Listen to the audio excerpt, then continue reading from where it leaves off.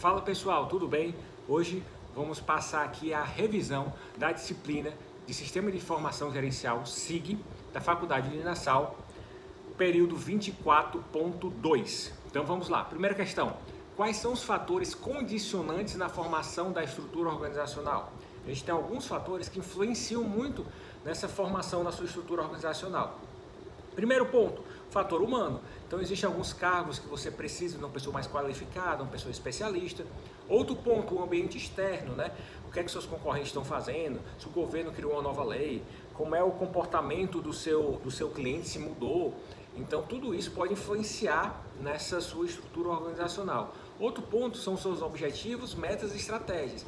Então, agora eu tenho uma nova estratégia, eu vou me transformar numa franquia, vou montar filiais, eu vou fazer uma parceria, ou então eu vou fazer uma fusão com outra empresa. Então, tudo isso pode influenciar na minha estrutura organizacional. E, por fim, o fator da tecnologia. Então, a nova tecnologia pode também, obviamente, influenciar na minha estrutura organizacional, tá bom? Outro ponto, quais são os componentes da estrutura organizacional? A gente tem o componente da responsabilidade, definir a responsabilidade de cada um. O outro componente é o sistema de autoridade, tá? Também temos o sistema de decisão. Então, decisão e autoridade está muito parecido, né? Então, até, por exemplo, até o setor de compras, até R$10.000 o assistente pode comprar. Mas até depois de 10 mil, até 50 tem que ser o gerente. Acima de 50 tem que pedir autorização para o diretor. Então estou definindo aí a autoridade e quem toma decisão para cada situação. E por fim o sistema de comunicação. Então nessa estrutura organizacional eu tenho que ver como é que vai funcionar essa comunicação entre as pessoas e entre os setores, tá? Outro ponto, outra questão. Qual é o melhor tipo de organograma? A gente viu que o mais usado é o funcional, aquele tradicional, né? Diretor, gerente, né? Assistente, tal, supervisor, tal. Mas é o mais usado, é o mais comum. Mas qual o melhor? O melhor, não existe o melhor, tá? Existem vários tipos, né? Geográfico, o funcional que eu falei, matricial, por cliente, por produto, mas não existe o melhor. Para cada situação vai depender da característica da empresa, para cada situação você vai usar o mais adequado, tá bom? Outra questão que pode cair, qual é a melhor estrutura para a tomada de decisão? É centralizada ou descentralizada? Quando a gente tem uma estrutura centralizada, é aquela mais rígida, mais burocrática, só uma pessoa que toma a decisão. E descentralizado, qualquer pessoa pode tomar uma decisão. E às vezes também complica, vira uma bagunça. Então é interessante você ver a característica da empresa e dependendo da sua estratégia, ser um pouco mais centralizado em algumas situações e descentralizado em outras. 100% centralizado é uma empresa burocrática, é ruim. 100% descentralizado é uma empresa sem muito foco, porque cada um pensa da sua maneira. Então, de acordo, vai depender, aquela velha resposta, depende, vai depender da estratégia da empresa para eu ver em que situações eu vou centralizar mais e que situação eu vou descentralizar mais, tá bom? Qual a diferença entre dado e informação? A gente falou muito sobre isso, né? Dado é algo que a gente não consegue entender, não consegue interpretar e, consequentemente, não consegue tomar decisão. Então, quando eu digo assim, eu vendi 50 camisas, eu sempre falo, né? Eu vendi 50 camisas, sim, o que é isso? É bom, é ruim?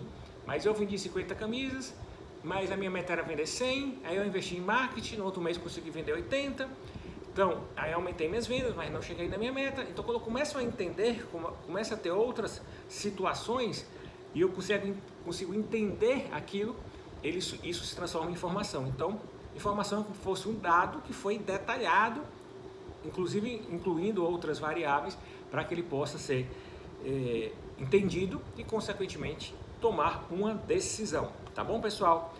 Outra questão, né? Na realidade, tem 3 questões que podem cair. Aquilo que a gente falou, a questão 6, 7 e 8 podem cair, que é o quê? Vocês lembram da decisão estratégico, tático e operacional? Então, vamos lá. Estratégico, tomado pela alta direção, o impacto é em toda a empresa e ela demora a ser executada. Por quê? Porque vai impactar em toda a empresa, vai ter uma reviravolta ali. Por exemplo, eu quero virar um e-commerce.